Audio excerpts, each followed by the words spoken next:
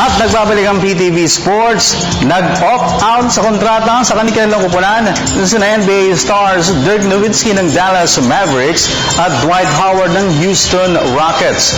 Ayon sa league sources, makakasama sa mahabang lista ng mga unrestricted free agents ngayong July 1 sina Nowitzki at Howard matapos hindi magkasundo sa kanilang mga kupunan. Hindi tinanggap ni Nowitzki ang $8.7 million contract para sa susunod na season. Susunod naman si Nowitzki ni Chandler Parsons na maging free agent na rin matapos piliin na mag-opt out sa kanyang 3-year contract.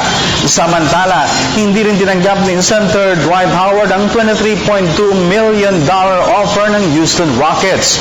Ayon kay Rockets General Manager Daryl Morey, kinausap nila ang agent ni Howard ng si Perry Rogers pero hindi nagkaroon ng kasunduan sa pagitan nila.